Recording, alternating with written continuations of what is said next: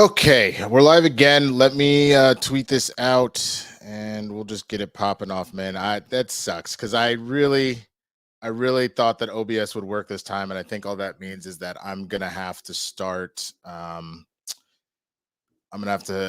saving up for a new fucking computer. Jesus Christ, that's not that's not what was in the cards right now. All right, hold on one second, y'all. Slash, if anybody is already doing it and you want to share out the thing, that would be awesome. Okay, continue to YouTube. Here we go. All right, we're gonna tweet it out. Close you.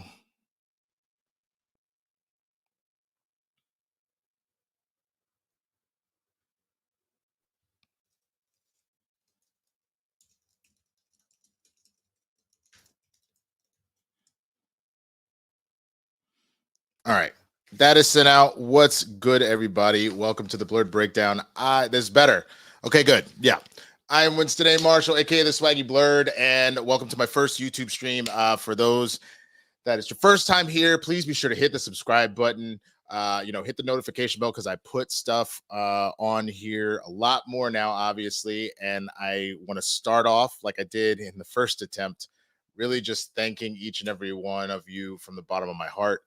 As I mentioned, you've seen me on Collider, you've seen me on Christian Harloff stuff with SEN Live and Capes and Cows and all that. You see everybody saying it's working. Nice. You've seen me over on Jay Washington's channel, and we eventually made Blerds in the Hood. RIP. Still have a lot of love for that show, and I love that we still do the occasional thing now and then. You've seen me with Roxy and the World Girls, hanging out with them for a while. You've seen me with Roca and Game Time and Spill the Tequila and all that, man. And essentially what it was, I was talking to Christian, and I really was just like, I am tired of kind of being at everybody else's whim and their will to like be able to do stuff and all that. I mean, they've been incredible friends and incredible colleagues on helping put me on and further push my stuff forward. But it was time really for me to spread my own wings and kind of do my own shit. And that's really what I've been pushing harder and harder. The one thing, and I'll get into it a little bit, I'll do an old school, nigga, what you've been doing in a second. But I genuinely needed to just figure my own stuff out.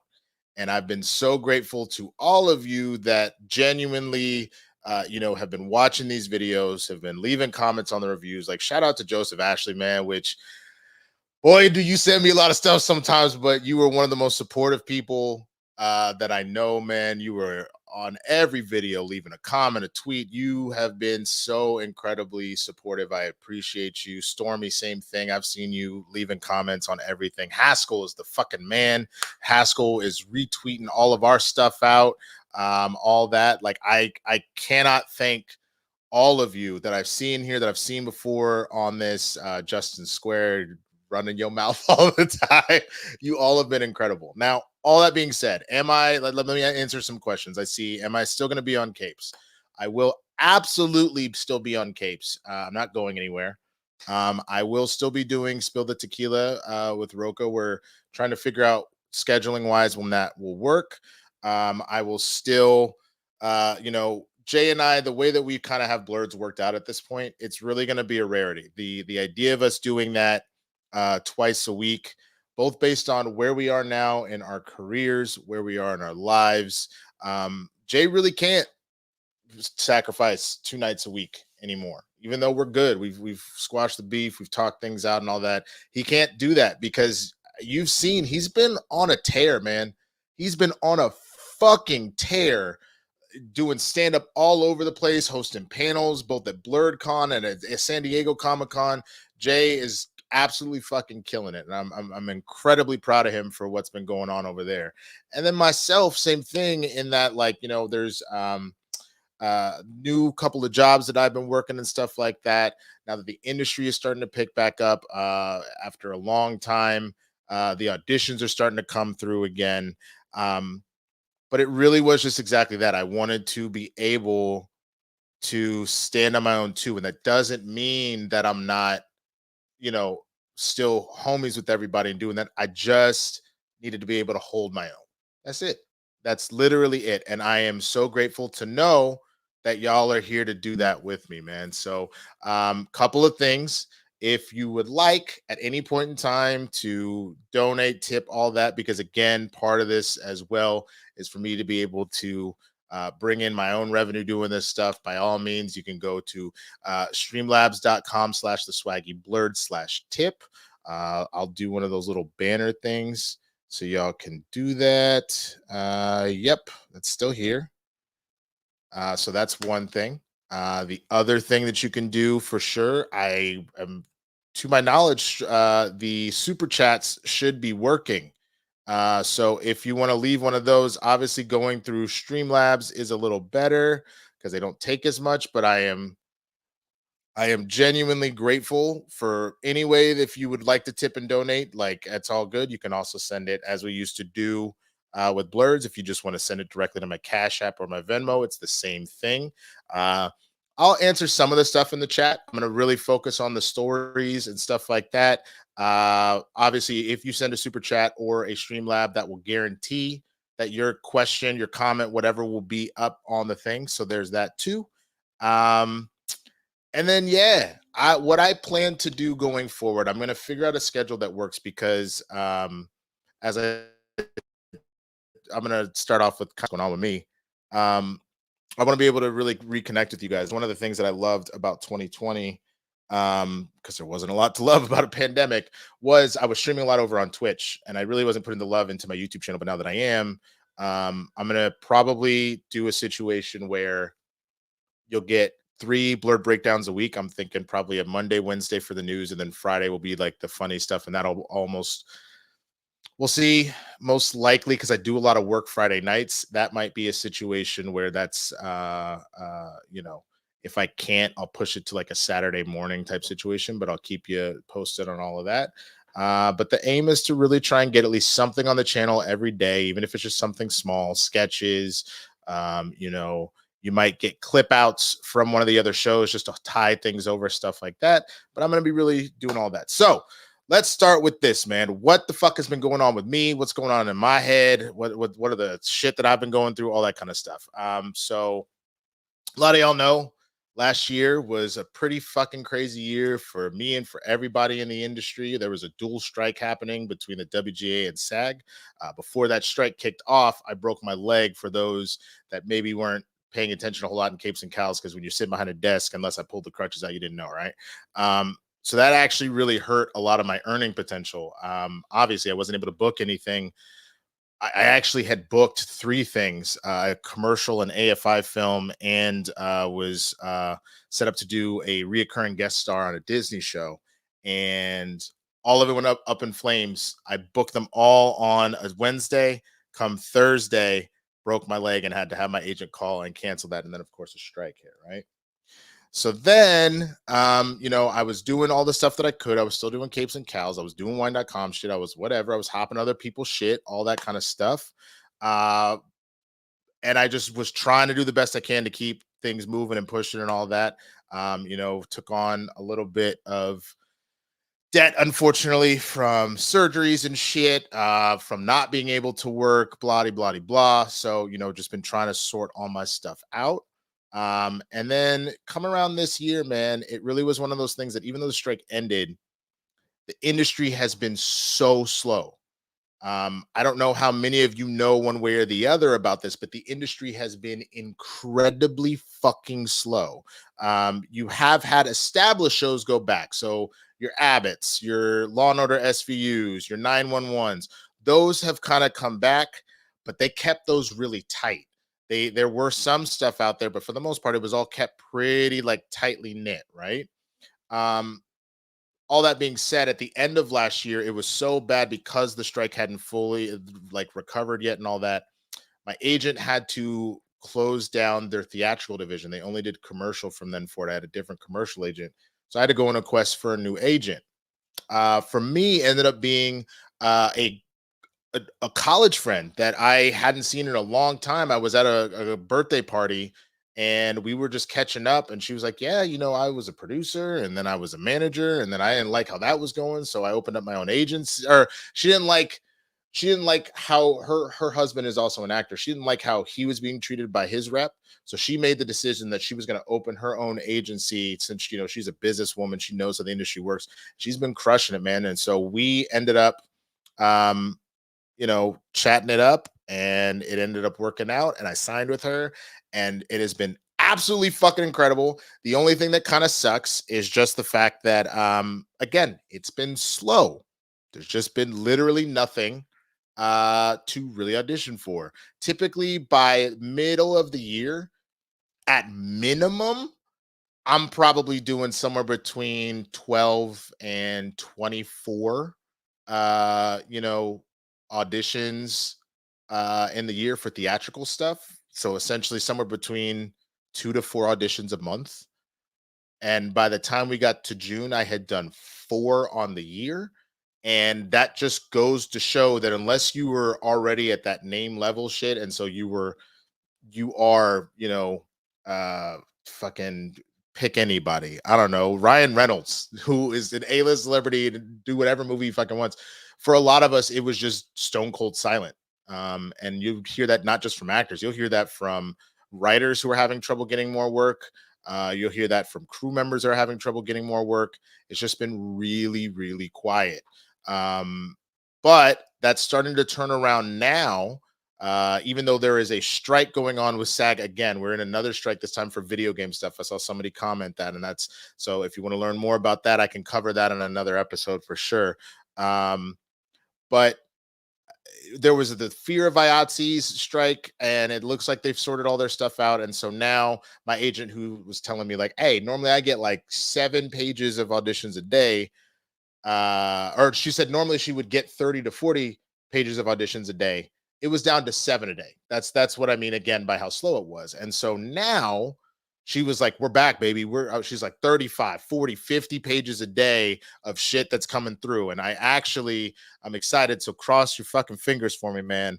I am on the short list for a feature right now. Not a huge role, it's a small thing, but it would be a big fucking deal because you would see me. You would go to the fucking theaters to see my goofy ass. So cross your fingers for me. We'll see what happens. I will keep you posted. So that's the main thing about that. I really then had this whole conversation about like, hey, I need to be able to handle my own. It's the first thing. The second thing, I'm getting older. So like I talked about this a little bit in my spoiler review for Deadpool and Wolverine, that I had a conversation, for those that know my longtime girlfriend, partner, Kristen. I was going to propose last year. Again, the leg break and the strike made things pretty fucking hard. And so we decided to just put things on pause. We're still doing fine. We're going strong, but we were just like, let's kind of get shit worked out first, and make sure we're all good. And part of that discussion too, just full transparency and honesty, was she didn't want to ever feel like it was all going to be on her for our family. You know what I'm saying? And I think that that's totally fair. When you go from making like a decent amount of money, in the year, not rich, not even close, but like good, livable, whatever, to all of a sudden can't do much of anything for that whole situation. She understandably got a little worried and was like, I just want to make sure that like you're able to kind of pull your own. I never had to borrow money from anybody. I didn't have to do anything like that, but there was a concern that like it was going to be solely on her shoulders, and I didn't want that to ever be the case. That was something that she had to do.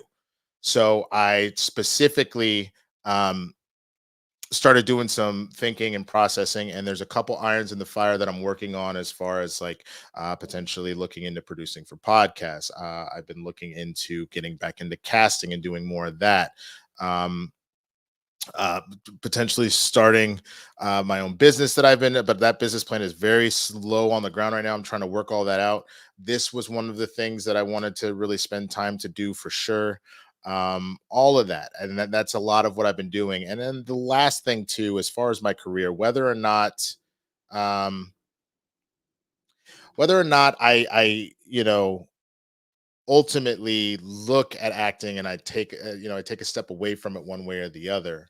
Um, I knew that I couldn't keep waiting for somebody else to give me the stamp of approval to say, You got it, man. Here, get paid," all that kind of stuff, right? So I actually finished after the leg break. I finished a short film I wrote that I was writing about the day that I had a mental breakdown and I had to go seek therapy. And so I finished writing that. I had started it right when I got into therapy, but I just couldn't come back to it because it was too hard. Um, Finished that script, shared it with my sister, who's a very successful screenwriter, and she was blown away by it. Showed it to another few friends in the industry. They were also very impressed by it. So we're in the middle of pre-production for that.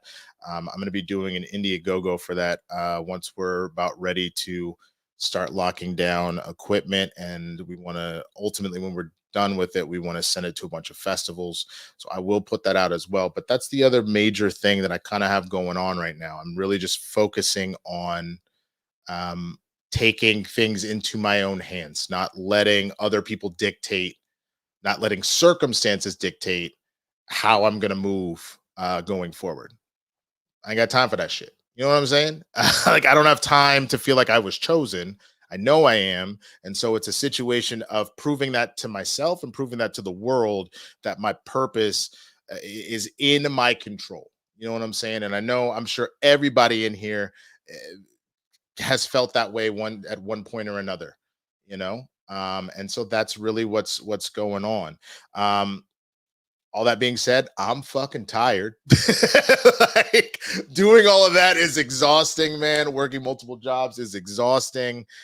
Building stuff up from the ground up is exhausting. The number of hours I was like, fuck, okay, I gotta watch House of the Dragon and The Boys, not because I want to right now, because I have to, because if I don't get this out by a certain amount of time, it's not going to hit the certain amount of views and we're not going to hit the whatever. So, like, I'm tired, but I'm doing it because I want to build something. I want to build something huge.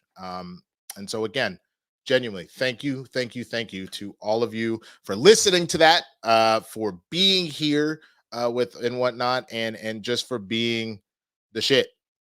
You know what I'm saying? Just being the shit. Now, let me look at a couple of things. Let me open up the Stream Labs as well. Streamlabs.com/ the swaggy blerd / tip. If you would like to donate, I definitely appreciate that. No pressure, though, one way or the other. All right, hold on. Here we go. That's my name.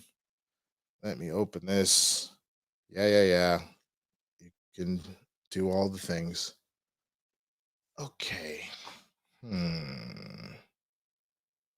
There we go. Oh, that's weird. Did it? What did you do? No, we're still connected. Okay, good. Good. Yep. All right. Make sure that that works. Cool. All right. So we got a couple stuff. Let me go ahead and touch on some of these Streamlabs and the super chats, and then we'll get to some stories. Let's see. Old Mr. Chris with the $10 tip. Thank you so much, brother. Appreciate it. Get yourself a Cali on Nitro tap. Good fortune to your future. Thank you so much. I really appreciate that, man. I definitely will be fucking getting a beer. That's for goddamn sure. As a matter of fact, what the fuck am I doing? Hold on. I'm in the old Blerds thing, so let me just do this shit real quick. You know, I'm gonna get I have to clip this fucking shit out. I'm gonna cut it off because they keep trying to take thing. 7 seconds is about all you get on motherfucking YouTube, so I had to cut it the fuck off. But let me go grab some alcohol real quick. Hold for 2 seconds. You know what? I'll give y'all this. I know this ain't Blerds, but y'all can have this for being patient with me and rocking out with me.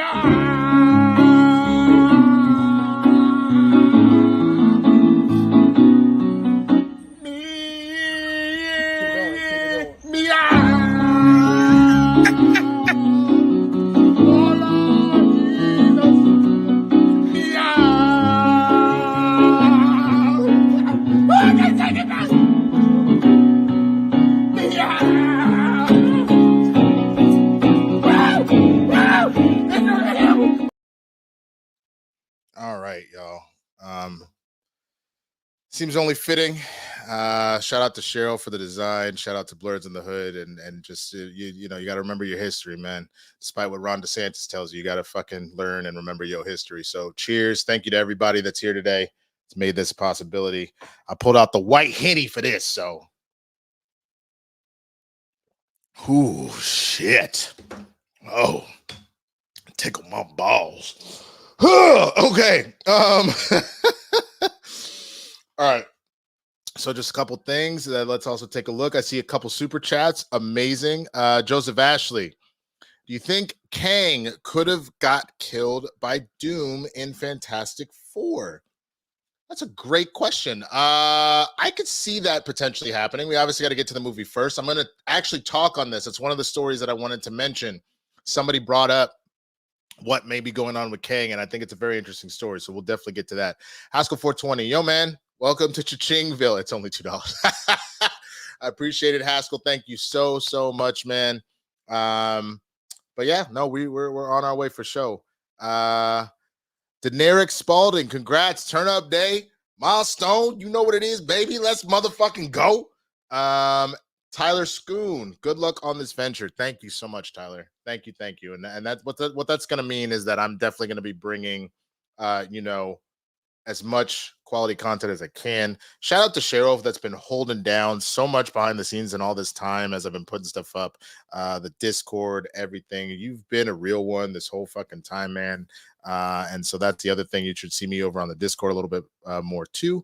But there was a couple things that I saw that I know weren't super chats and shit, but like interesting questions. Again, I'm not going to get to all of these, but I'm going to try to get to some of them. So Cheryl did ask, do you guys get paid for doing all those pages of auditions? What's that part of the previous director sessions? So let me explain what I meant by pages in that regard. I didn't mean pages that you had to memorize and do. What I meant specifically was like web pages. So my agent would normally get 30 to 45 web pages that you would click through, scroll through roles to be like, oh, Winston would fit this, you know, black guy in his 30s. Oh, he would fit this nerd guy or whatever. They take your headshots, they compare it to the parts and what they know you can do, and they submit you that way. So when I meant pages, I meant the pages that she was getting sent of stuff that was available for work to submit for auditions. It was super quiet in that regard. Like Jay was still doing some stuff too, I know, but you can ask him as well the next time he's live on something, you see him. It's been fucking slow. It really has been. And anybody that has been working and working continuously, great luck, maybe a great agent, whatever it may be. You just had a lot working in your favor. But I got a coworker that I work with. I work now at the Nike studio. Nike has a studio that they use to shoot all of their fashion, their shoes, their clothes, all that. I wish they would hook a brother up with some free shoes and shit. But either way, we're all there. And most of the people there are either producers themselves, actors, writers, directors, DJs, they're cinematographers. It's just a studio that we're all working at to help with all that stuff. But we have other projects we do outside. One of my coworkers, her husband has been working consistently for like 15 years. He was one of the gangsters in the beginning of Logan, that the Latino gangsters that like picks a fight with Logan that gets his ass whooped. He was on Sons of Anarchy. He's in a lot of stuff. He hasn't worked in months. And that's indicative of everybody. One of my best friends from Dodgeball, you know, fortunately had some like audiobook stuff, right? Just wrapped a video game before the strike. And it same thing. This dude was in Moonfall. He was in Immortal in Humans. I know that show was whatever, but like he's been working consistently for years. Same thing. It just hasn't been stuff. So that's kind of what I meant by that. Now, good question. How was I able to pay my bills? So one, I've been working with wine.com now for a couple of years. So with the broken leg, I was still able to kind of do that. Two, I'm very lucky that I have a number of friends and family that knowing that I was down and out, they had remote work I could do from my computer. And I did that. And then the other part was just kind of burning through my savings, which is not in a good position right now. So that's part of, again, why I'm trying to resort things out and sort that out for myself so I can get back to right. Like, you know, Kristen's not going anywhere, but she also like, look, you can't be rolling up here with no $1,000 savings, motherfucker. Like, you gotta get your shit back together. And that's what I'm doing. So that's right, Winston. You don't need to feel chosen by someone. Don't be you know what? Why are you still hating? It's been years. Why are you still hating, Justin? Galagos, that's what's up. Good to see you. Let's see, Jason Lee. Hey, Winston. I'm from New Zealand. Your videos with Coin Christian have always been a part of my morning routine. Super happy for your first stream and wish you the best. Thank you so much. I really appreciate that. Okay, let's check out some of the other stuff super fast. Let's see. I do see Galagos, you did send a super chat. Hey, I'm intrigued that Robert Downey Jr. is starring as the villain in the recently announced Britney Spears biopic. Note I may have been skimming. That's pretty good. That's pretty good, man. But I would not put it past him to want to play JT at this point because JT, he fucking up. Let's see. So what else? Okay, cool to hear more about the behind the scenes. Yep. Trying to be more careful with their money. That's a big deal. So that's another thing. If you've noticed, there were a lot of shows on all over the place on streaming projects, and the only ones that seem to still be putting out new content to that extreme is Apple. For anybody that fucks with Apple, because if I remember correctly, it's been years now, but they were the first $1 trillion company, and so for them, getting into entertainment it's just been an extra venture. It's been a kind of some more passive income that they don't mind throwing however many dollars at it, but they're making good shit, bro. Shrinking, awesome. Severance, awesome. Coda, we're watching a dog named Coda, which is also hilarious. But Coda winning an Oscar, like Apple's just kind of like, fuck it. This is my let's go to Vegas money. But everything else, you notice that Peacock hasn't necessarily put out all these Peacock exclusives as much anymore. There's still some ones on Max, but a lot of those were already in production and kind of wrapping up. You ain't really seen a lot of Paramount stuff. You had them kind of wrap up like Halo, who knows if they'll do another season, and some other stuff. But like some of the greatest shows that were out right now, the Grand Cruise, all that maybe started on NBC aren't around anymore as like the Peacock exclusives. That it doesn't mean they're all completely gone. But there was a time, because the streaming wars hit a fever pitch, where it was like, go, go, go, go, go, go, give me all the shit. It's not really much of a thing as much anymore. And so you're seeing a lot less of that happening. But again, now that things are starting to calm down, we are seeing a situation where those jobs are coming back. But it'll be very interesting to see how they play out. I'll keep you apprised of what's going on as I know it. So let's see. Couple others, and then I'll get to the stories. Halo is canceled. Haha, it's not well received. Absolutely. My thoughts on House of the Dragon. I'm about 2 or 3 episodes behind, and I'll be honest with you, I think I got caught up in the hype of the first season of House of the Dragon. It doesn't mean it wasn't good, but do y'all remember that South Park episode of like member berries? And it was like, oh, remember when the AT-ATs, member? House of the Dragon a lot of times feels like member berries. It's like trying to capture Game of Thrones in its heyday. And at times it does work really well. But I realized I'm not as into it as I was when it was really popping off as Game of Thrones. Now, that being said, so far this season, I've already seen an improvement in the consistency of making me want to watch it. But again, with so much shit to watch, with so much stuff I've been trying to edit and do all that, I'm just behind. And I'm behind because I was like, I don't know if I care quite as much. So I will eventually catch up to it. I think what I'm going to do, because I fell off from my like reaction and reviews on that, I will probably do a season recap. I was caught up with The Boys, but same thing. If you guys, I wonder if I could do a poll. I don't know if I can. I'm going to try. Let's see if I can do one if I go this route. Let's see. I'm going to try and do this. Bear with me here. Let's refresh this because it doesn't see this current stream that we're in Yep. Okay. Maybe if I open it. Oh, what? Why is monetization off? Nah. Um, okay. Okay. Yep, we're gonna save that. But let's specifically look. There's gotta be a way to do this in the chats, man. Hold on. Hold on, motherfuckers. Trying to do too much at once. That's the problem. All right. And that's what I mean by like I really was kind of like seat of my pantsing this whole motherfucker, but I really wanted to celebrate. Um, okay, don't need this. All of you are a lie.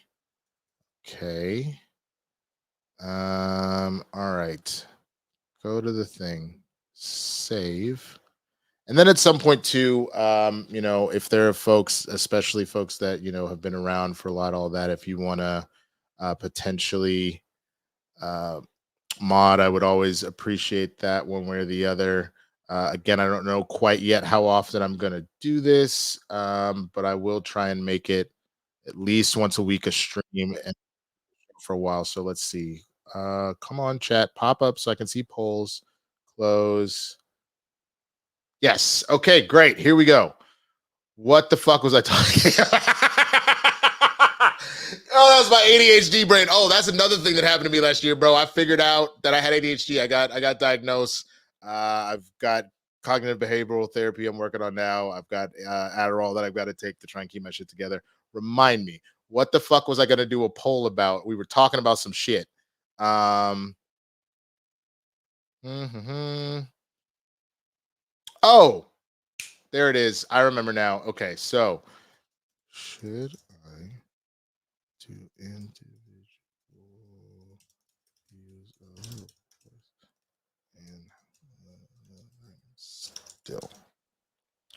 Okay, there we go. So the question I wanted to ask was, do you think that I should still do um the full episode reviews of the boys of House of the Dragon? Obviously, the one thing that I know as far as that goes, there's 35 of us in here right now. You know what I'm saying? The videos for the boys are not going to necessarily do as well, but what I could do is like a full season breakdown of shit, and I could ask some questions about stuff that's going on. You let me know what you think in the poll. We'll take a look at it in just a fucking second. um but I did see something else. Let's go back to the comments real quick. Whoops, where did you go? Hold on. Okay, that's what I was looking for. Gallagher says, "Hey, I'm intrigued that our Robert Downey Jr. is." Oh, we already did that one. Why is that showing that to me again? That's weird. Okay. Oh, here we go.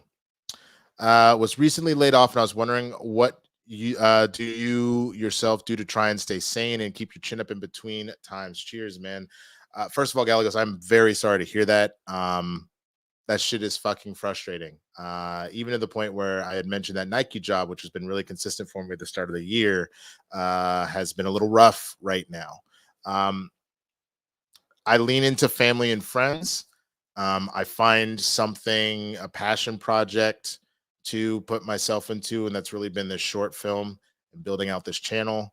And then the other thing, man, is until you get to the age of really retirement, or if you need a real break, finding any sort of work does help with your mental health. It sounds weird. I'm not saying work yourself to the bone or anything, but I think the constant applying for new jobs and not getting it isn't good for your psyche. It starts to tell you that you're not worth stuff. So, like, when I was able to start driving again and things were kind of slow and I was Instacarting during the pandemic. I started doing some of that and door dashing again just to like get outside, just to get some cash flow outside, things like that. It just kind of helps you feel a little better.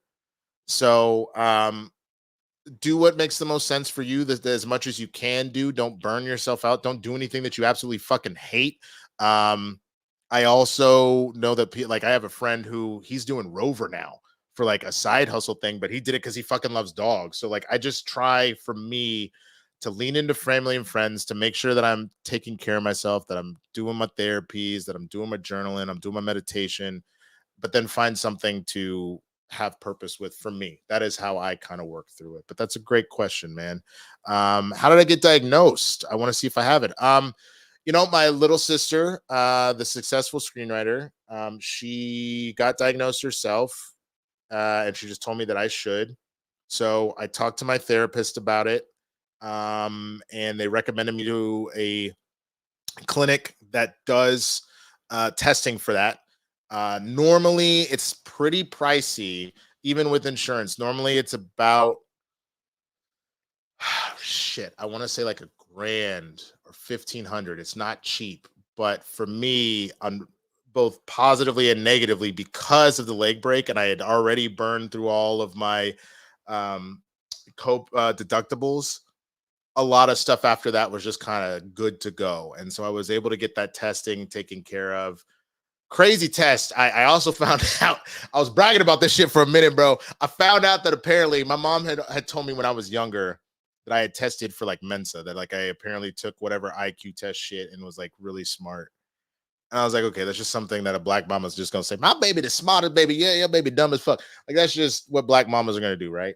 And so part of taking that test is testing to see where you're at cognitively, where you're at, how your brain lights up, all this stuff. And I found out that my mom wasn't lying. The test itself said Winston has a superior mind. I said superior mind. And for like a week, I was fucking insufferable because I told everybody I had a superior mind. Like I was out here doing my fucking professor and savior shit. um, but yeah, what I ultimately found out, because there's different types of ADHD, that the way that my brain works is that if something doesn't excite me and set some shit the fuck off, um, that I just won't. My motivation will be zero, or I'll go into like some sort of existential dread or panic or whatever the fuck, man. And so ultimately, I part of what that is the Adderall helps with that. But so the cognitive behavioral therapy is me, um, you know, doing certain practices to make sure. Like I would find it would be hard for me to like do chores around the house sometimes. And so I have a system to set up to make sure I do it. So for example, if I'm working the wine.com shit and I'm in the office all day, if I have a break between calls, I'll like, if I got like 5 minutes, I'll take that 5 minutes to be like, all right, I know I got to clean the bathrooms this week. That's the shit I got to get done. I am just going to go grab a Lysol rag. I'm just going to clean the sinks. That'll take me exactly 5 minutes, instead of the daunting task of I got to spend the next hour and a half like mopping and scrubbing and all that shit. It seems very daunting, but if I can knock off little baby things here and there, I look up and all of a sudden all I have left when I actually have time is, oh, I got to clean the toilets and I got to clean the shower, but everything else is done. Great. That's easy. So it's little things like that.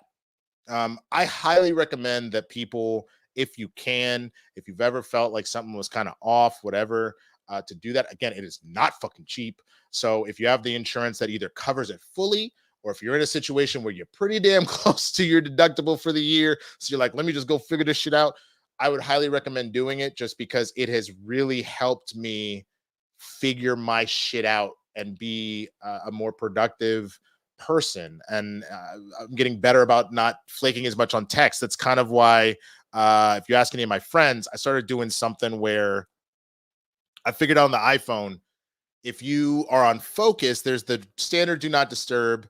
There's some other ones that are on there, but there's one of them for driving.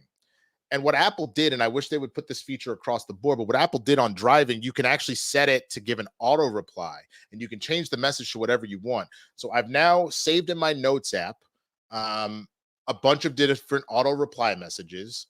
And then whenever I say go live with Christian, I'll change my auto reply on the driving setting to say, hey, yo, I'm live right now.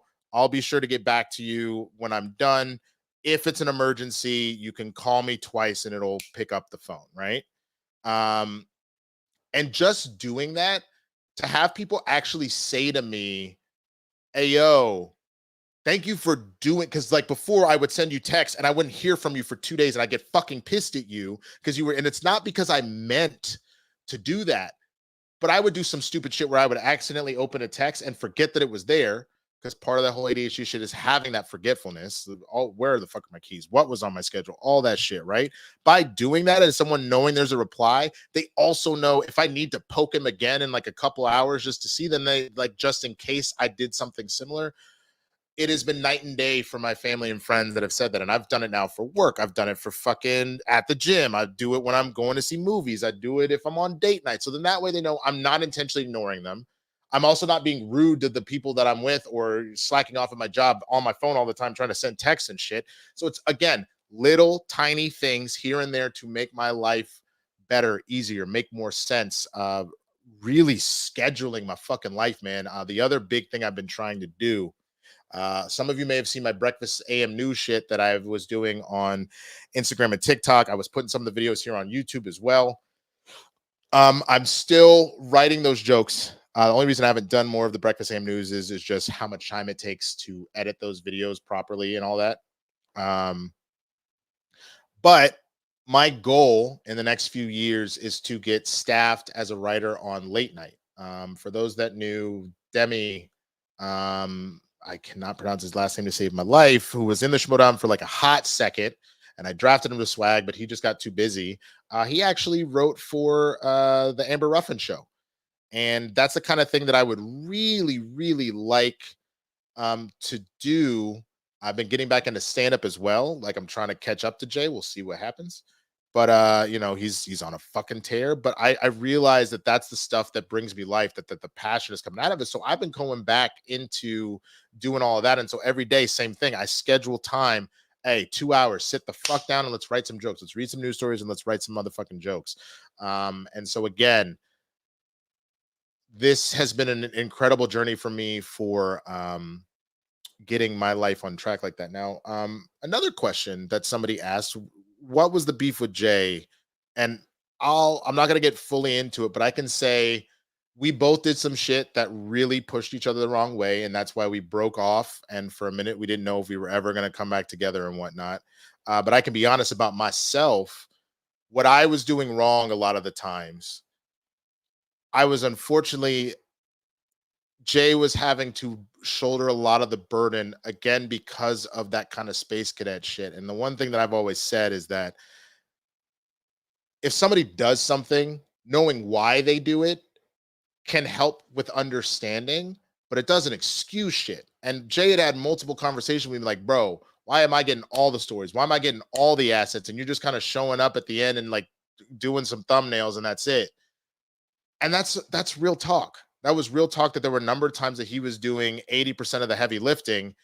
And you know, in the show we were equals, but the pre and post production, he was doing more of the heavy labor. Now there's other things that Jay did, and I'm not going to put him on blast. It's not, I will share where I fucked up. I'm not going to share his shit. That's up to him if he wants to do that. But that's one of the things, again, getting my life together with this has been really important because that allows me to acknowledge my problem and fucking fix it.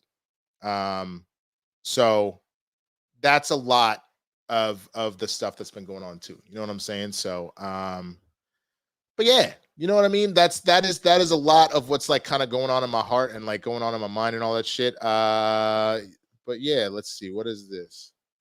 Let me close this. Oh, okay. Hold on. Kristen's back. I'm gonna close the door. Hi, baby. Coda did the same thing again. So yeah. Okay, so what else we got? Let's get to the news stories. I've been talking. I've been doing some motherfucking news stories for a minute, and we've just been chatting. It's been great. It's honestly been so fun, just like chatting up with y'all, talking about all this, really getting all that out. I'm seeing a lot of people saying like, you know, maybe I should go look into this. Like, honestly, again, what you may find too is that you don't have ADHD, but you may be neurodivergent in some other way. And how that may ultimately be something that a doctor can talk you through. You might need some sort of medication. You might not. You never know. But it is one of those situations where, like, just by the nature of knowing what's going on with yourself, you can make, you know, substantial changes. And that's really my aim, to continue to do that. So, all right. let's do this. I'm gonna put you guys over there, and let's get to this first news story. I think I can. Why don't I do this?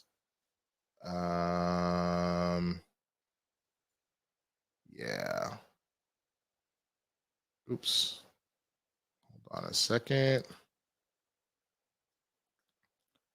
Wonder if it'll let me do all at once. We'll try. Okay. Let's do this right here. Not gonna. You're just not gonna do that, huh? You're just gonna put it front and center like a fucking asshole. Okay, that's fine. The Boys. The Boys showrunner on a potential final season character deaths. Not everyone is going to make it. All right, this is from Mark Cassidy over at Comic Book Movie, y'all.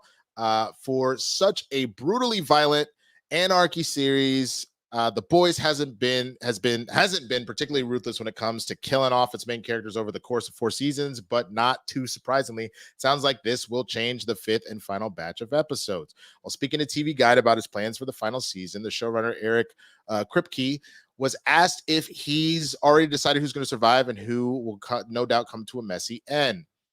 He says anyone who dies in season 5 will richly deserve it. We have a certain sense of who will live and who dies, but we don't have it all totally figured out.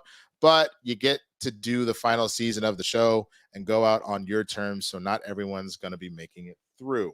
Now this says potential spoilers. I'm going to kind of read ahead a little bit so I don't throw anything out there y'all don't want to hear.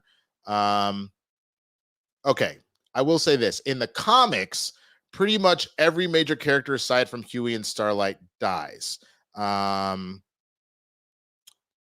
So in this particular case, though, the Prime Video series has not been particularly faithful adaptation. So we can't say one way or the other what Kripke might be doing, but he is pretty merciless. We did see certain characters tap into their darker side. I edited that for y'all. But if everything goes down, we do think that there are 2 characters in particular that will definitely be checking out. Again, didn't say it out loud because I don't want to ruin things for anybody that hasn't seen it. All right, so let me get this out of here. So first of all, I think that has always been true. I think that we've had no problem killing characters in the past.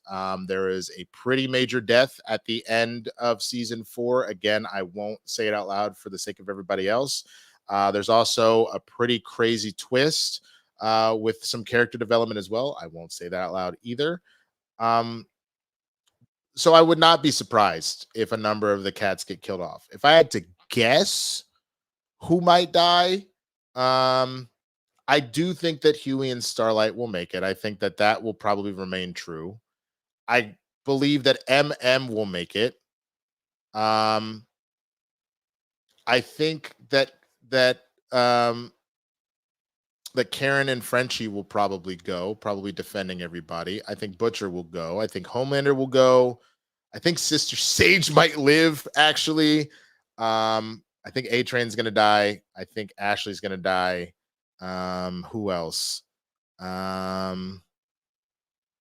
Those are my main predictions. I think of all of the major characters, I think those are all the ones that will be ushered out. But I'm curious. I'm curious what you think, both to those that are live here with me right now, and if you're watching this on the replay, what do you think? Who do you guess is going to meet their end by the end of The Boys? And don't forget, though, we're not leaving this universe. You still got Gen V, which has got a second season. They haven't announced anything quite yet, but that's happening, it sounds like. And you also have Vought Rising, which has been announced, starring Jensen Ackles and Aya Cash, both Soldier Boy and Stormfront. So we definitely have plenty from this universe to go. It's just the main show might be done. Okay. What else? What did just what's the live old seeing old folks in the chat? Good times. It is cool to see everybody. You know what I'm saying? It is good to see everybody up in here. What up, Haskell? It's pretty dope. What yes, Dr. Manhattan shows up in the finale. That would be fucking hilarious. I would be here for that, man. Absolutely. All right, let's go to this next one, because this one to me was kind of funny, a little interesting. So first off, Y'all already know. I'm sure most of you have seen Deadpool and Wolverine. Well, it is going to be hitting $600 million today. Deadpool and Wolverine, this is reported by Josh Wilding. Deadpool and Wolverine earned 19.3 million in North America on Wednesday alone, smashing yet another record previously set by Joker in 2019 during its first Wednesday in theaters. The DC comic adaptation made a mere 9.6 million. Oh, dude, I hate these goddamn ads blocking the text. Give me a second. Okay, that's taken the threequels domestic total to a whopping 280.4 million. And as we first reported earlier this week, it will sail past the Passion of the Christ lifetime haul of 370.7 million by the end of Sunday to become the highest grossing R-rated movie ever with over $380 million. Now, overseas, Deadpool and Wolverine clawed up an impressive 25.4 million to take its international cum to $310.1 million. Now it sits at 590.5 million and it will pass 600 million later today. This is the worldwide number. So 590.5 hit 600 today. And as a result, it becomes the fourth highest grossing movie of 2024 worldwide after less than a week. So much for superhero fatigue, eh? In related news, Deadpool and Wolverine director Sean Levy has shared some behind the scenes images, some scoring, as well as giving some love to Cassandra Nova actress Emma Corrin. Ryan Reynolds also got in the mix because Jamie Lee Curtis, I'm sure a lot of you heard, had some comments about the MCU. She made an apology saying my comments about Marvel were stupid and I will do better. Reach out to Kevin Feige. We no longer play in the mudslinging sandbox of competition we call the internet, nor will I engage in toilet paper promotion or gameplay that is designated for clicks, not content, etc., etc. And Ryan Reynolds quote tweeted her and said, wait, is everyone expected to apologize for slamming Marvel post Endgame? Which again, for anybody that has seen Deadpool and Wolverine, he did not hold back during much of that movie. Yeah, so that is the main story on that. Bro, to hit $600 million and we literally hit a week. A week is today because of Thursday previews. That's crazy. And I stand by what I said, that I believe that this movie will end up at least at 1.5 at this clip, especially if you end up with the second weekend that is it's primed to hit. That's crazy. And that is a double win for Disney that had Inside Out, which passed $1 billion. I don't know what it ultimately ended up at. And now this, bro, they laughing all the way to the bank. I've said it once before. I'll say it again for the sake of trying to, hit that, get some more of that monetization. Go watch my reviews if you haven't. And I got all sorts of stuff. I got the out of the theater. I got the non-spoiler and the spoiler review and my breakdowns and all of that. But I think the main thing, the reason why this is vibing with people, funny sequences, great action, and I think a story that really kind of gets the core of people exploring, moving on, but also regret, things like that. I know there are plenty of people that hated this movie, and there have been people that said it was ass boo-boo, and that's fine. If that's how you feel, that's how you feel. You were totally able to do that. I know a lot of this is resting on the laurels of a lot of cameos as well. But for me, I genuinely enjoyed the movie because I felt like they did a good job of bringing a real conversation into it. I didn't get caught up in how weak I thought the plot could be at times, because there were moments. I can be honest about that, but I think that any of those flaws in the story were completely overshadowed by genuinely really well done, heart-filled moments or jokes that made me laugh my ass off, or nostalgia that took me right back to childhood. There was enough of that. Now, it'll be interesting to see, given some time. I still love No Way Home, but I don't fanboy for it as much as I did when it dropped. I now look back at it and I'm like, okay, a lot of this was tapping into nostalgia. Definitely some cool shit, don't get me wrong, but a lot of this is it still holds up, but it's not, oh my God, oh my God, oh my God. I have a feeling I'll feel the same way about this movie when it's all said and done. And I still have already said I go 1, 3, 2 for the Deadpool movies, but I'm curious what you think about the whole thing. Oh, and the apology too. I don't think Jamie needed to apologize. I know, like, I really need people to stop being sweaty neckbeards in their mama's basements, getting that bent out of shape because someone says you don't like something. There's a difference between, hey, yo, I don't think Marvel's been very good right now, which is true. It hasn't been consistently. There's been good stuff, but it hasn't been consistently at its A game like it was coming up. There's a difference between that and Scorsese saying some shit like, that's not cinema. Bitch, like, that's the thing. I was just talking about the idea with Deadpool and Wolverine about regret and what that means and how you relate to people and how you've moved through your life. That's what cinema is supposed to do. It's supposed to make you take a look at how you've moved through the world, how you have seen certain things, and how that it's supposed to be a mirror. Art is supposed to be a mirror to the things that we see, and whether or not it has on a Shakespearean costume or a corrupt cop costume or a Superman costume or a Barbie costume, whatever the fuck it is, it's supposed to be a mirror to what we're seeing. Because if by that argument, he would argue that Barbie was not cinema based off of what he's saying, because you're talking about dolls and all that kind of stuff. But one of the biggest, most talked about speeches or monologues in any film last year, 1,000% came from America Ferrera talking about what it means to be a woman and how hard it is, how impossible it is. Like, I'm not a woman, and I got emotional about that because I know the things that I've seen my friends, my family, my girlfriend, my sister, my mom, my sisters, my mom go through. Like, I've seen it. So if I could feel it from the outside, what the fuck did that mean to the women that saw it? You know what I'm saying? And so cinema is only just supposed to be able to tap into something that's going on inside, the same way music can. Now, that doesn't mean there isn't trash movies or TV or music. There's plenty of it.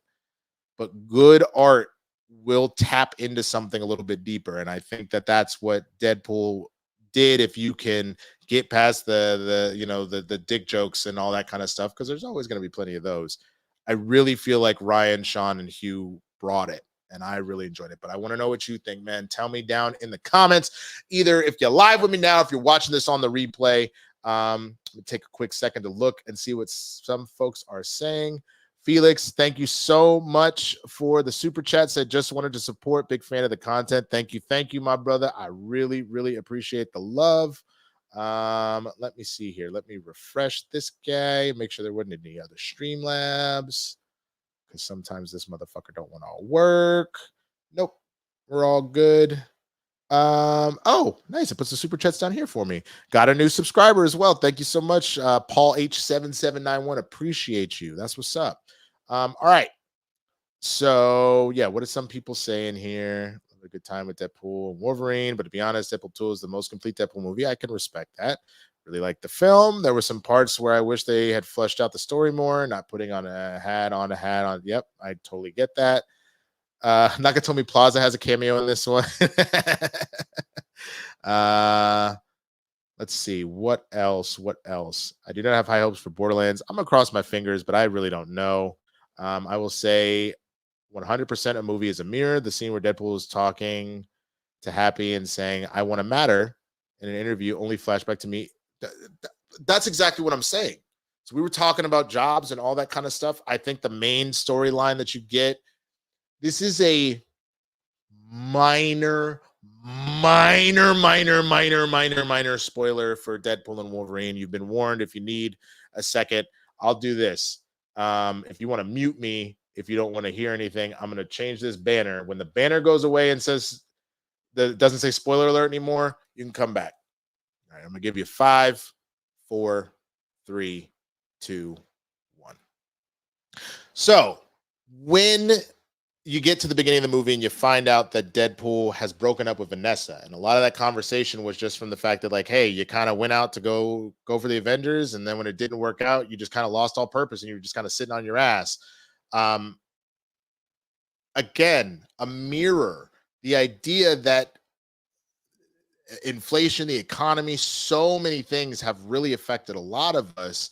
The strike I just mentioned, for anybody in the industry, you'll have moments like that and things that happen. And then what does that mean about you go into a further depression because you feel like somebody left you. And then what do you try and get them back?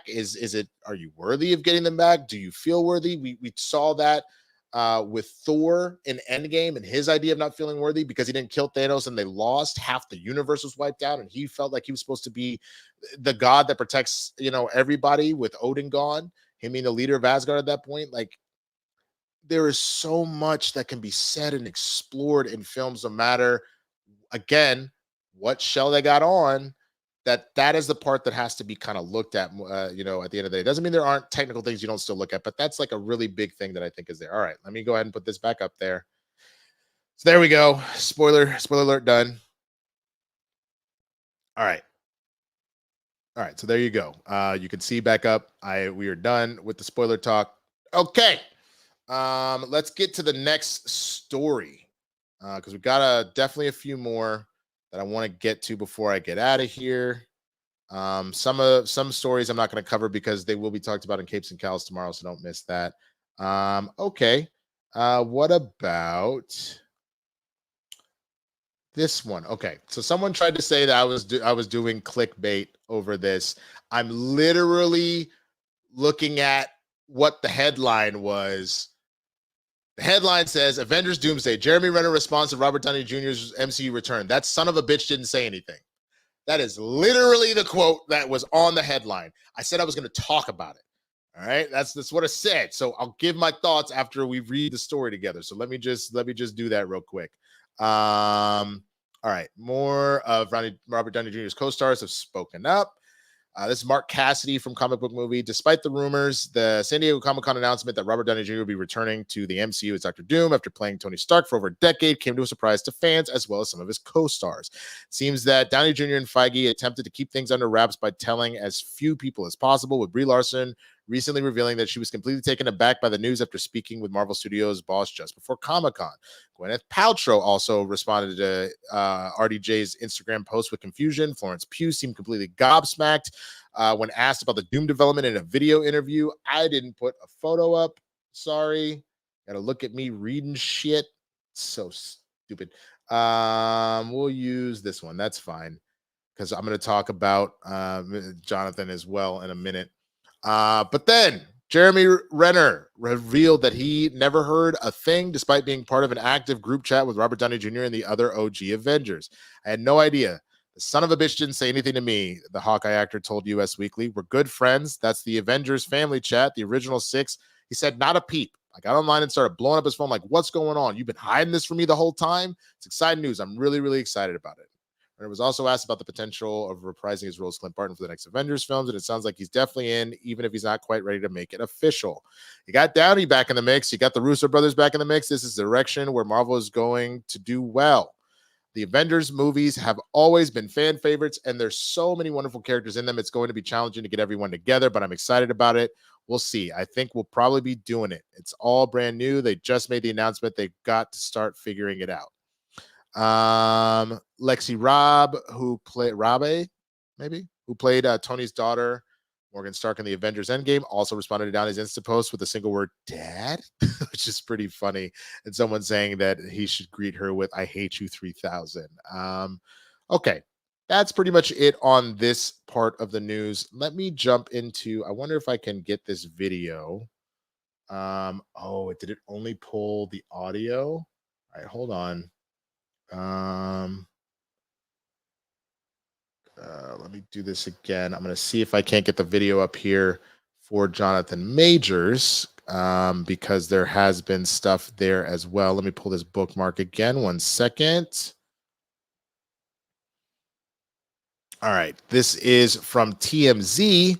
Jonathan Majors heartbroken after Marvel pivots to focus on Robert Downey Jr.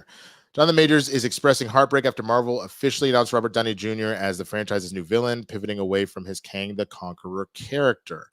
We caught up with the actor in West Hollywood, where he explained why the news was bittersweet for him. But as he put it, Dr. Doom's introduction is pretty cool, but he loved playing Kang, so it's only natural that he is bummed out. Though some fans have felt Jonathan being blacklisted from the MCU was too harsh of a punishment, given he was found guilty of misdemeanor assault and harassment and given no jail time. Interestingly enough, Robert Downey Jr. did jail time in the 90s after being found guilty of possession of a controlled substance, carrying a concealed weapon in a vehicle with a prior conviction, driving under the influence, and use of a controlled substance. However, the Oscar winner later received a full pardon in 2015 from California Governor Jerry Brown.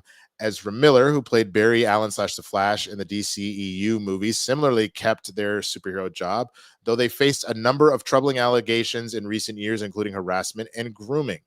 When asked for his input as to why he's treated differently, Jonathan kind of danced around it, but shot a knowing look. All right, so I'm going to play the video for you of TMZ. Give me 1 second to pull it up. I'm going to go ahead and take this down.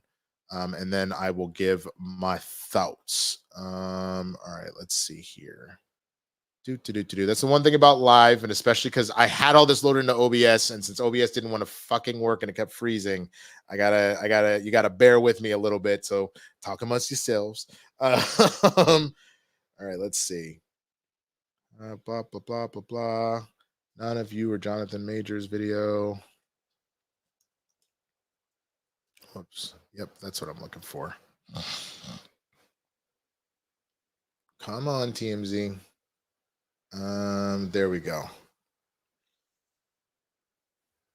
right, so now we do a screen share. And we share the audio.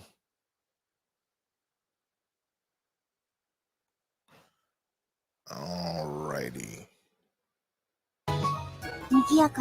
Sorry for the ad. I don't know what the fuck to do about that. Here we go. Hey, Jonathan.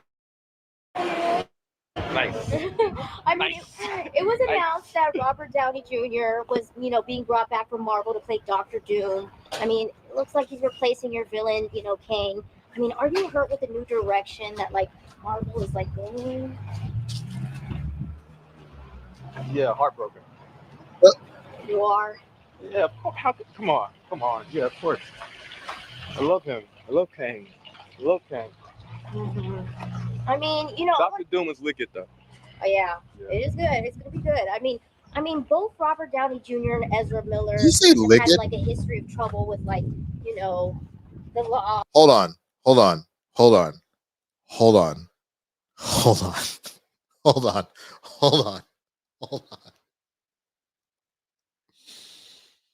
Did he say lick it?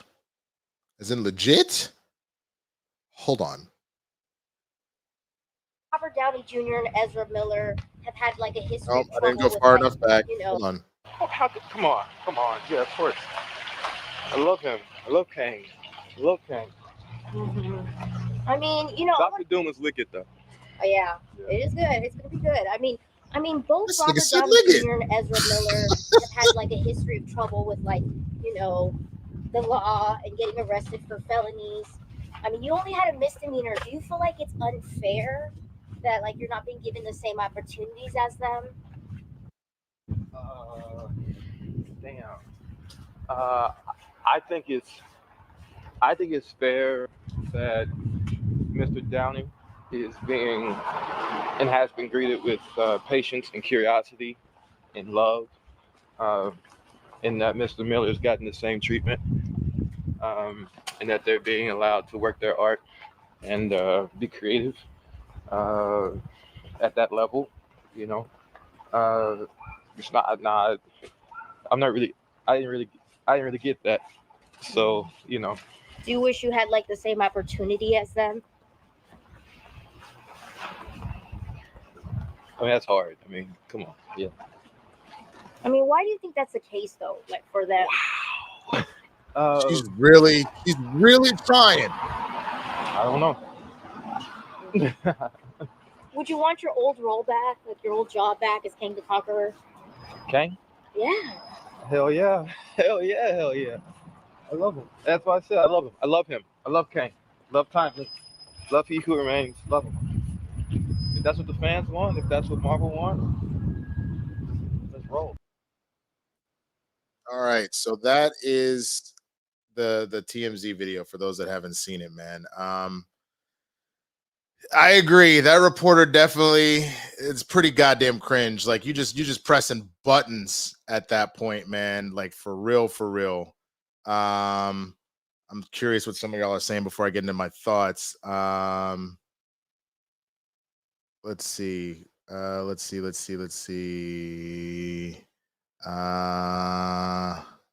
Predict, we'll see. Okay.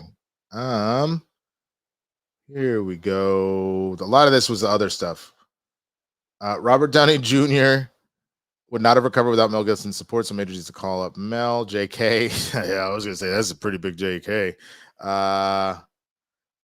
Definitely make sure I don't get copyrighted. Appreciate that. If it does, I'll clip this part out, but I definitely appreciate that part.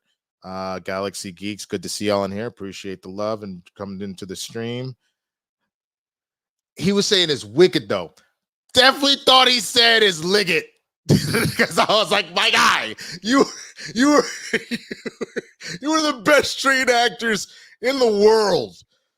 And you say it is Liggett? Okay, wicked though. Cool. Maybe I just can't hear. I appreciate that. Yeah, the reporter definitely needed to walk away. I do think that there's some false equivalency. I'll talk about it in a second. Can TMZ just stalk you? Kind of, sort of. You can tell them to fuck off, but I'm going to be real with you. The last thing that Jonathan Majors needs to do is if TMZ puts a camera in his face, be like, get the fuck out of my motherfucking face. That's not. Nope. That you gotta take it, unfortunately, unless you walk into another building and it's like, I'm home, I gotta go. I'm in my car, I gotta go. Unfortunately, you kind of just gotta take it. But yeah, I don't love a lot of what's being said around this situation, and I'm going to explain why. They are not comparable. What Robert Downey Jr.'s whole timeline has been, what Ezra's timeline has been, what Jonathan's timeline has been. Yes, Robert Downey Jr. and Ezra were dealing with felonies. I will fully acknowledge that. They were both dealing with drugs. That's not something that we've heard about Jonathan Majors at all. Those are very different. I mentioned this on Twitter when Godfrey put something out about how it's racist that, you know, these white people got a chance, but he didn't. I think we got to be really careful throwing that kind of stuff around. Do I think, based off of what I've seen, that it's maybe not as cut and dry as how the situation went to court? Yeah, I have had very up and down mixed feelings about this whole situation. At the same time, he did ultimately get convicted for what this was. There was kind of video, and it was a very public case. If this had been kind of on the hush-hush and not out there like that, there's a possibility that this doesn't end up the way that it does. But I'll be honest with you, what Ray Rice did, for example, which is way more serious, it looks like, than what Jonathan did. But Ray Rice didn't do nearly as bad things as some other football players or athletes have done. But there was a video, and it was a video that showed a vicious punch that knocked his fiance, at the time now wife, out. And the video itself was enough to be like, hey, yo, when you see something like that, when it's over, when it's like that, you're going to have certain situations. And when you take into consideration Disney, who they are as a company, where they've kind of been at over the last few years and trying to make sure they right the ship and whatnot, the drama with the firing of Gunn, of hiring of Gunn, of all this other stuff left and right, and this is supposed to be your main centerpiece as your main villain. A lot of that other stuff that happened for Robert, for Josh Brolin, which was also brought up, things like that, happened before you were working for this company. And at that point, the other major element that people are not taking into consideration, and I'll get to Ezra in a minute, but specifically with Robert versus Jonathan, is time. It's time. Robert was self-destructing throughout the 90s, hit his ultimate fever pitch of nonsense in 2001, where he ended up, I think the last thing that I read, he had under the influence, broke into someone's house and passed out in their bed. Don't know if there was a family there, if there was kids, whatever, but anybody breaking into somebody's house is fucking traumatizing, let alone what he destroyed to do that, etc. All of those problems, right? He went to prison for it. And from 2001 until 2008, when Iron Man happened, My guy was not getting roles. He got a few things here and there, but that he was essentially blacklisted because they were like, we're not going to insure you. We don't know what you're on, like all that kind of stuff. He needed fucking time. He needed fucking time to go and become a better fucking person, to get his life together. And then after 7 years of becoming a better person, maintaining his sobriety, proving to people, making amends, he ultimately ended up having his wife also telling him, get it together, I'm out. That was another thing that I read. That all took time, and then it was a risk. What people don't remember about Marvel is that in technically 06, 07, but 08 when Iron Man came out, Marvel was about to go out of business. They already sold off the rights to a lot of their movies. Spider-Man, obviously, over to Sony. X-Men and Fantastic Four over to Fox. They Hulk to Universal. They were selling shit off to just try and stay afloat. And this was an attempt for them, a last-ditch effort to bring a movie to life themselves and hope that they could build something out of it and kind of come out of come back like the Phoenix Force. You know what I'm saying? And it happened to fucking work because Robert was perfect casting and they had to take a risk on him, but he had to become the person he is now. Jonathan Majors was sentenced 3 to 4 months ago. I don't remember the exact date, but it literally just happened. I get it was a misdemeanor, but there was still video. Most of it was him running the fuck away. But there's video of this altercation and whether or not things got skewed one way or the other. It was very public.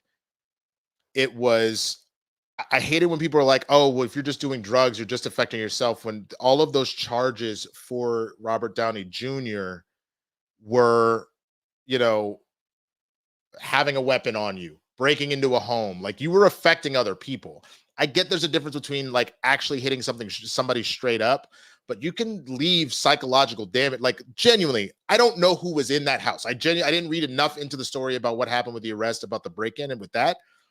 But I'm just imagining if I'm a parent and I have a kid and I wake up and there's a fucked up man passed out of my house, if my child sees that, that's gonna fuck your kid up.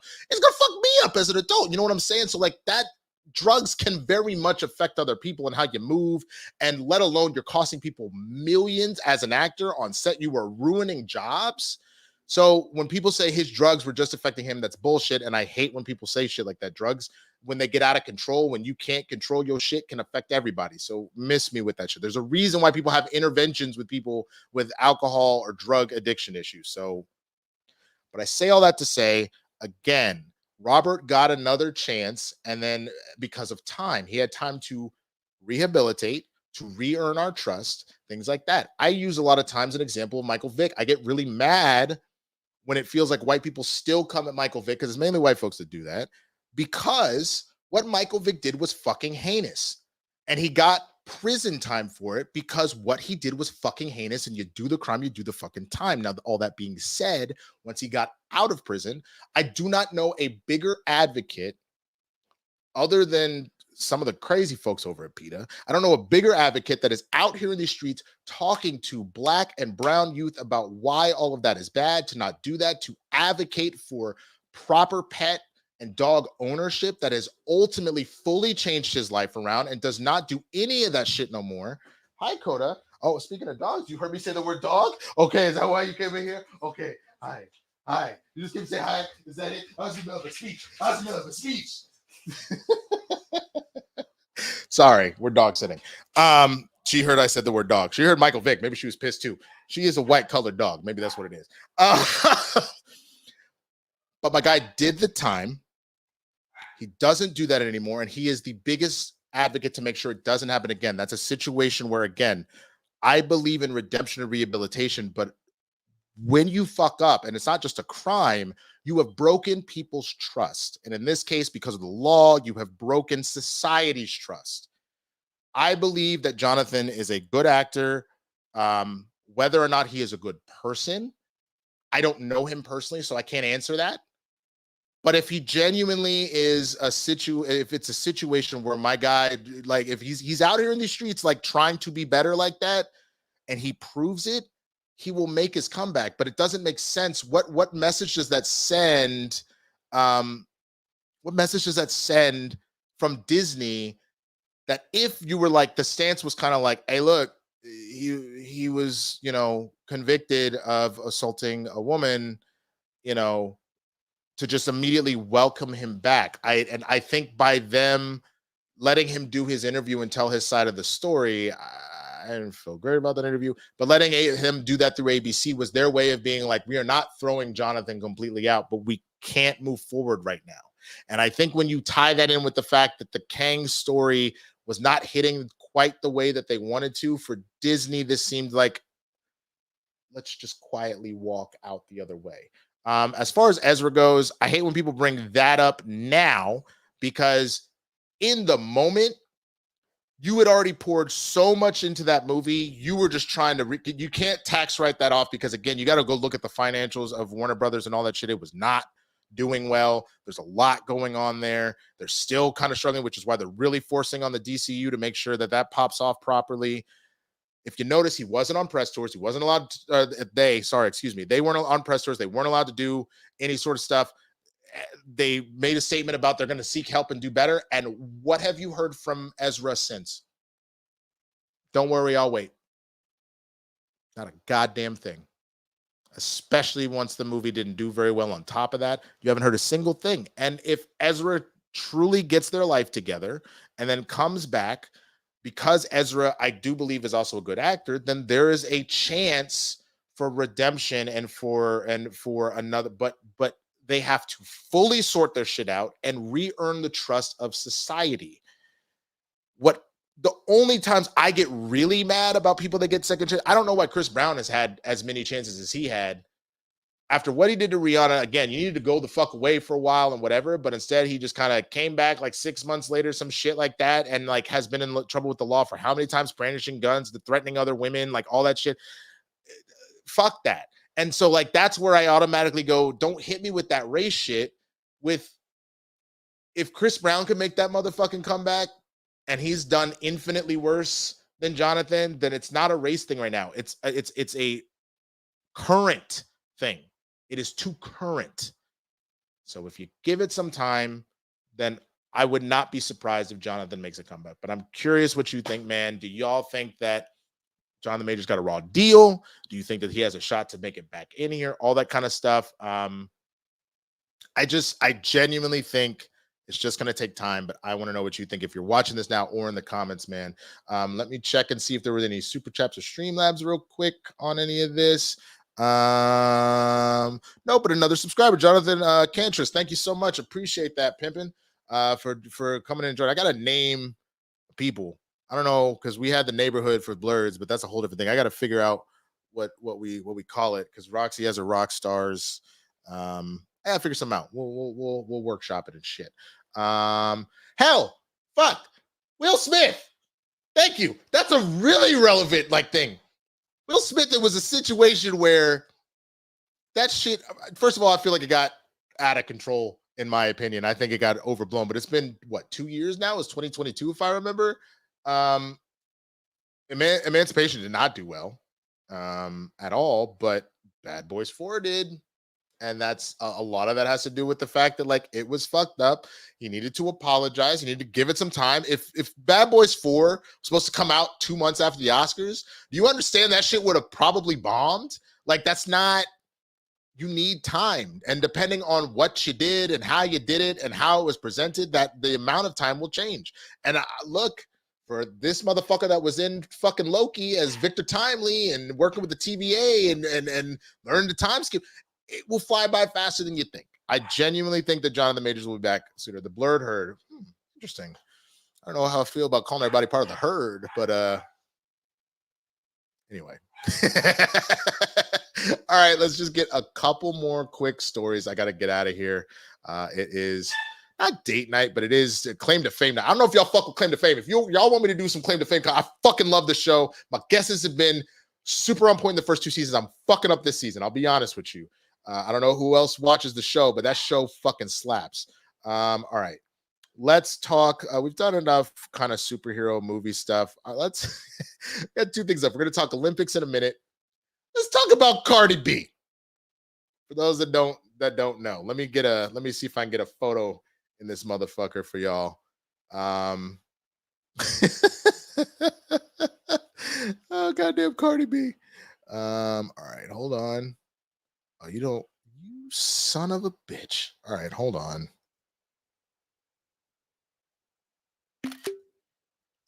Okay, try that one more time. There we go. All right. Too many. Oh, fuck you. 1 minute. God damn it. Still too many.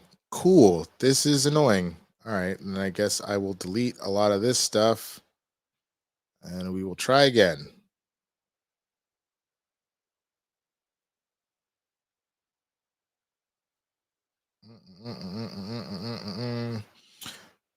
There we go. Cardi B. It's not taking up the full screen. That's a little annoying, but that's fine. Maybe I'll put myself to the side. Can we do that? Nope, it won't. Great. Awesome. Whatever. Okay. Cardi B is announcing that she's getting a divorce, but she's also pregnant. So Cardi B, this is from TMZ as well, is having another baby, something she just announced online. This is hours after filing for divorce from Offset. The rapper broke the news Thursday, posting a photo of herself, her exposed belly on IG, and adding a lengthy caption that read, "With every ending comes a new beginning. I am so grateful to have shared this season with you. You have brought me more love, more life, and most of all, renewed my power. Reminded me that I can have it all." She adds, "You reminded me that I never have to choose between life, love, and my passion. I love you so much and cannot wait for you to witness what you helped me accomplish, what you pushed me to do. It's so much easier taking life's twists and turns and tests laying down, but you, your brother, your sister have shown me why it's worth to push through." The news comes shortly after we confirmed that Cardi ran to court and filed to end her marriage with Offset. Interestingly, she doesn't mention her husband in this post, and as a result, folks are in the comments rhetorically asking who the father might be. Even before the divorce news, there was already buzz that Cardi may be expecting. In fact, we got photos of her out in New York City Wednesday, where her team was trying to cover her up with umbrellas. And yes, she did appear pregnant in those pics as well. This will be Cardi's third kid. She has 2 other children with Offset, Culture and Wave. Cardi and Offset have been on again, off again for a long time, and now it sounds like she's ready to move on from him for good. At least that's what we've been told. Okay. Why do I want to talk about this? I mean, first of all, like I said, this Blerd breakdown, we're talking all pop culture, so you know what happened was. Partially because it's been really interesting watching the back and forth between Cardi and Offset all this time. How many times have they cried wolf about whether or not they're going to get divorced and shit like that, where she was done because Offset cheated. The rumors that Cardi may have cheated, but then they're back into it and then they're really loving on each other and all that stuff. So I just found it interesting that Kristen told me this morning. She goes, "Hey, did you hear that Cardi filed for divorce?" I was like, "What, again?" Like, that's all I could say. She was like, "What the hell?" I was like, "They've been on again, off again for a long fucking time." But to hear that she's pregnant and doing this, a lot of the posts I've seen or other news stories about it, it sounds like this is kind of like they've ended things on good terms. This wasn't like somebody was caught cheating again and that's where this is going. It just is like it's just done. I just think that that's really what's going on here. I think that maybe it was kind of done one way or the other. I'm surprised you're not waiting for the baby to come first, but maybe it's just easier to do it now. I don't know. I'm not in their life. I'm not in their feelings. I just think as far as this goes, I've seen more negative personally. And a lot of the time it's just because, we end up in a situation where we hear more negative news than positive news. But I just think it's really interesting that this is kind of all popping off right now. I'm good for Cardi. I guess now she can really, from the top make it drop, that wet ass pussy. The macaroni in the pot, wet ass pussy, all that. That's all can that. As a matter of fact, I wonder if we still have that. I might have to go over to After Dark for that shit. I do, but that's fine. We can do that for one quick second because this is already on YouTube as it is, and it's less than. I'm gonna make it less than 7 seconds. I'll tell you that much. What this? I want you to touch that. That swing in the back of my. She gonna have somebody else touch that thing that's slinging the back of her throat. Is essentially what's going on. And then also can have all the hoes he wants. You know. So I'm curious what y'all think, man. Are you with me on this? Are you happy for them? Kind of sad to see it happen. It feels like the end of an era. Let me know what you think in the comments, either now or if you are watching this after the fact. Offset will never be able to enjoy that song again. Oh shit, that's a good fucking point. All right. Our last story, man. Let me pull an image for you again. 1 second. Oh, this one might be better. All right. Yep. Let me go here and here.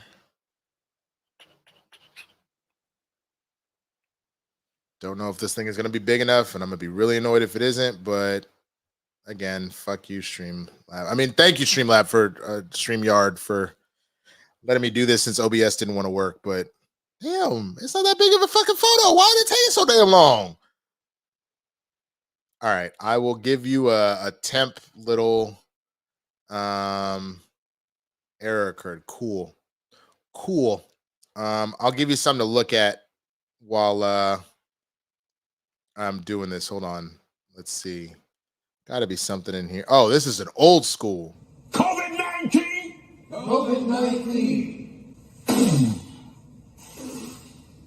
I blow the wind of God on you. Still got them clips. Fucking StreamYard. Okay. So let's see. Biles grabs gold, Lee bronze in women's all-around gymnastics finals, as well as the women of USA basketball advanced to the semis. On Thursday, Simone Biles won her second Olympic all-around title 8 years after her first in Rio. Biles becomes the first woman to win 2 Olympic all-around titles since Vera Kasalovska, according to USA Gymnastics. Her teammate Suni Lee earned bronze in the competition. Biles and Lee were key members of the USA squad that won gold in the women's team final. U.S. Olympic women's basketball team continued group play with an 87-74 win against Belgium, automatically qualifying for the quarterfinals. A handful of swimming heats and finals took place, including the women's 4x200 meter freestyle relay. Team USA earned a silver in that one, making Katie Ledecky the most decorated American woman in Olympic history with 13 total medals. Caleb Dressel also returned to action, or maybe Caleb Dressel, returned to action in the men's 50-meter freestyle semifinal. Golf made it its 2024 Olympic debut in individual stroke play. Players such as Scotty Scheffel and reigning gold medalist and Open Championship winner Xander Schauffele. Why y'all names so the same and so fucking different? Teed off early in Paris. Hideki Matsuyama topped the leaderboard at under 8. While the 2 dudes that I just mentioned were under 6, and the other one was in an 8-way tie for 6 at under 4. All right, let me also pull up the medal counter 1 second. Medal count. Here we go. All right, so as far as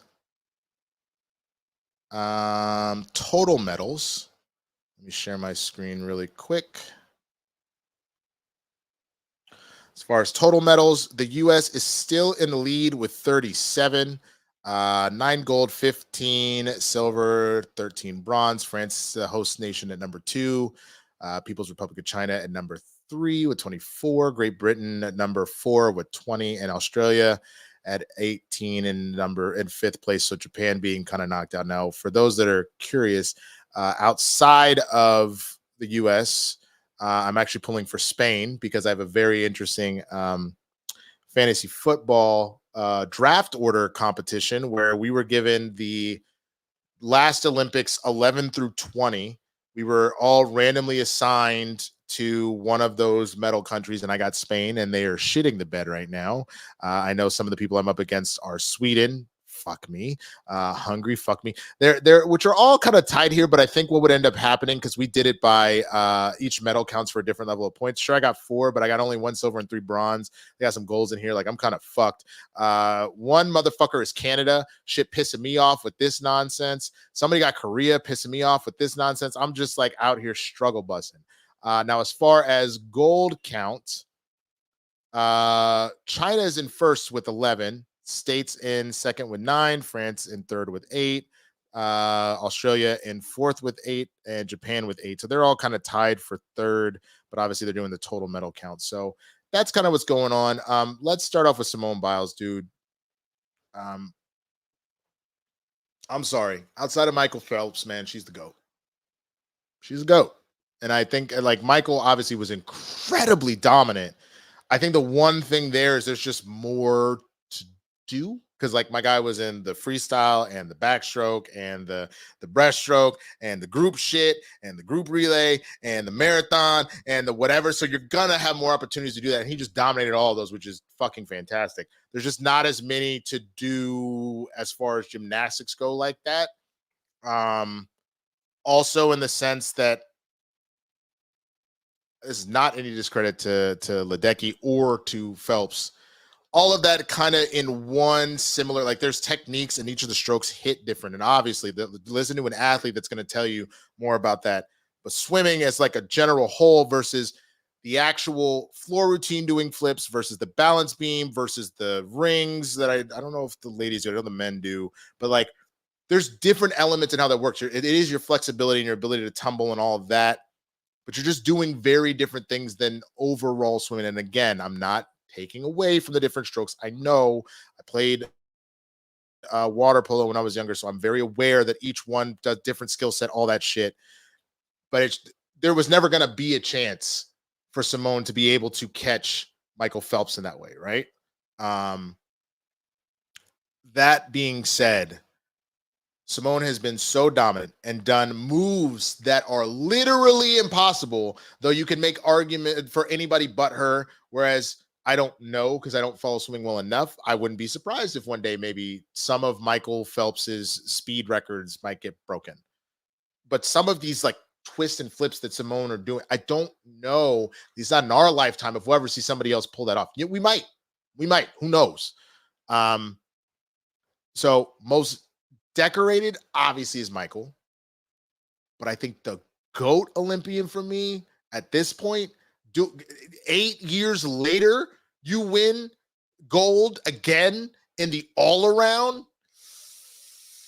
And on top of that, came into this Olympics hurt. Like she was dealing with either like a calf or a thigh injury, and she powered through that shit. Simone to go, baby. I'm sorry. That's my opinion. But I'm curious what you think, man. Are you on the same boat? Or are you like, fuck you, Michael Phelps? Fuck you, Usain Bolt? They're better. Like, who do you have as your GOAT Olympian, man? I want to know either here in the comments live or if you're watching on the after. Quick talk about, I didn't see Suni Lee's performance. I heard she was fucking phenomenal. I'm excited to go watch the replay on that. And then for women's USA basketball, I'm loving that they're balling. I absolutely love that shit. I love that the men are also balling. They handled South Sudan as well. I can't wait for them to bring home gold. You still got to play the games, so I hope that they close it out.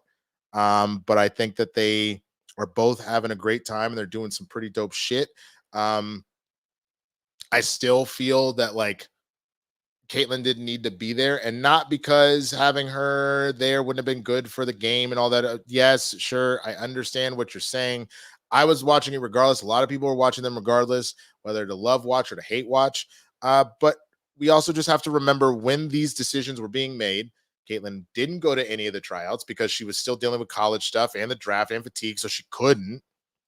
When she started the season, not only was she exhausted, but she's having to adjust to the physicality of the play. She would not have been, if that was the Caitlin that was going right away, she wouldn't have been ready. The Caitlin we have seen the last couple of weeks, though, if the decision got made a couple of weeks before we left and not like a month or two, we're having a different conversation. Then it really does feel like you're hating. But if she didn't go to the tryout and she wasn't able to physically ball like that at the time, like she wasn't hitting threes the way that she normally does, her assists weren't connecting quite as much. She's still, even now that she's playing better, having turnover problems. I just don't necessarily think it would have been the right move. But if you had taken Caitlyn right as they left, if somebody was like, oh, COVID, I can't go, and you call Caitlyn, she would have balled out. I genuinely believe that. But at the time, I think the exhaustion and the change in gameplay, this was the right move. This is a team that gels. You have 4 aces because you already know that they are in sync. They work well with each other. There's three Boston Celtics players on Team USA. Again, if you can get enough of really good players that already have chemistry, you're kind of taking some of the guesswork out of it. And then you include some of the other A-listers that can come in and do that shit. So that's just my 2 cents. Again, want to know what you think down in the comments. And that is gonna kind of wrap it up. Let me take a look and see what other people are saying real quick. Hi. Oh, okay. That's fine. Well, if Coda wants to come back, I'll show y'all Coda. She's running around and shit. Go be a star. Hey, Coda, come here. Come here. Hi, come here. Everybody wants to see you. Oh. So this is my friend Coda. She's visiting. Hello. Coda, we're live. We're looking up there. No. Oh. Yep. Hi, mama. Okay. Oh, nope. You don't. Too much light. The light in your eye. Okay. Sorry. Out of here. All good. So that was who ran in here earlier when I was talking about Michael Vick. So let's see what people are saying here real quick. Nostalgia's unmatched. Definitely top candidate for a GOAT conversation. Her floor routine was epic. She leapt her bounce like 7 feet in the air doing flips. Holy shit. I wish other USA gymnasts would get love like Suni and Jordan. Black athletes going to bring in more gold in track and field and basketball, keeping it real. Men's gymnastics do rings. Yep. Okay. That's what I thought. Medal counts are kind of unfair because some competitions allow the athlete to pursue multiple paths. That's kind of what I was saying about the swimming versus gymnastics. You're only really going to be eligible for X amount. Whereas swimming, for example, you could have a bajillion. I do want to say, how the fuck America not even plays? We got like second to last in shooting. How the fuck we gonna be all about that Second Amendment shit? We're gonna have a goddamn like match every motherfucking day, and you're not gonna take my guns, and y'all niggas don't know how to use them? Really? Like, come on. It's been in my head for the last couple of days that we did so fucking terrible at shooting, bro. You had an old, like, I think one dude was like 40 something, just like fucking gangster shooting shit. Oh, god damn. All right. Where do we go back? 3x3 basketball is not what doing well. That's not good. I hope the female Olympic boxer from Algeria, Susie J.K. Rowling. My super quick thoughts about this, man. Also, hey, what up, Dorita? Mija. Oh, it's so good to see you, mama. I hope you're doing well. Also, fuck the Celtics. I completely agree. Yeah, man. What I really hated about this motherfucking conversation is the transphobia that it was all wrapped around, especially once J.K. Rowling's ass want to get in the motherfucking conversation. That a lot of this evidence that people had from the jump was from unreliable sources. Like, it was coming from stuff that was already proven to be about whatever testing that it was wrong. Like, people were showing photos of her literally as a child, has never identified as a man, on top of the fact that in Algeria, they don't actually allow for sex changes and acknowledgement for stuff like that. So like, her passport reads as a woman and always has. So all these people are saying she's a trans woman, which nothing against trans women whatsoever. But I think you're adding to the transphobia and misogyny and everything, but just throwing fucking words and terms around one way or the other, let alone someone brought up to the fact that you got to remember Italy also tried to colonize Algeria and shit. So there's always been a little bit of racism towards Africa there's a lot going on there. I'm not going to dive super deep into it because I wasn't necessarily prepared. And I just learned about a lot of that recently, but I just think that it got really out of control really quickly. And when you also look at the fact that this boxer, she also has lost plenty of matches previously. She lost in a previous Olympic. Like, there's a lot of other stuff there that it's like, where are we coming from here? Shit just seemed fucking weird to me, but that is kind of how I feel about that. Ken Knapsack, what's up, my guy? Just swinging through to say, go get it. Glad you achieved this great little goal, my guy. Thank you so much. Dude, I owe you a lunch. We got a lunch right before or right as the pandemic either wrapped or started, and I owe you a burger, man. So I will give you a text or a call pretty soon because I would definitely love to do that. But okay, yeah, let's see. Love seeing Winston live on my screen. Oh, thank you. Appreciate it. Okay. So yeah, so here you go. So Algeria banned being trans, transitioning, taking meds, etc., and she's Muslim. Plus, Algeria isn't going to put her on a. That's what I'm saying. That's a lot of the stuff that's in there. So I really think people need to like chill the fuck out and stop trying to start a war on shit every 2 fucking seconds and stop with your bigotry and all that kind of stuff. Anyway, okay. So with all that, for those that are new here, if you haven't already, hit that subscribe button, man. I greatly appreciate you joining me. Hit the notification bell as well. I appreciate that. So you know whenever I'm putting out new content. Again, I'm going to try and keep giving you stuff as much as I can.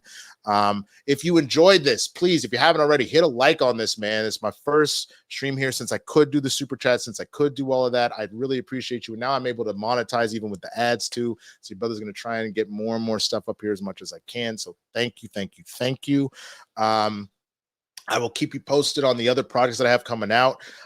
Anybody here that does YouTube, quick question. If you saw my little sketch on IG with the little knife thing, is that gonna get me in trouble here? Because I posted something about the Alabama brawl and I got a warning, and I tried to ask Google and they wouldn't give me a straight answer. So I'm worried about, even though nobody gets hurt, just used as a prop, and it's me in a wig threatening myself. Like, you think it'll be all right? Let me know. I'm trying to figure that shit out. But yeah, that is, yes. Oh, and also we need to go to lunch again, Dorina. We haven't done that in a while too. I would love to get lunch with you as well. Maybe the 3 of us, that would all be great. But yeah, so that's all of that. Capes and Cows will be out tomorrow, so definitely check that out. I will clip this out as well.